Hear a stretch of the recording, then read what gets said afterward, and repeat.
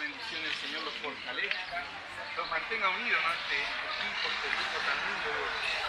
No sin conocer, pero veo que hay un grupo acá. Es lindo saber que en la vida no andamos solos, que con equipo y en equipo se tira mucho más lejos. Que el Señor fortalezca sus piernas, su cuerpo, sus bicicletas, que son instrumentos que los llevan a tantos lugares. Tremendo Padre.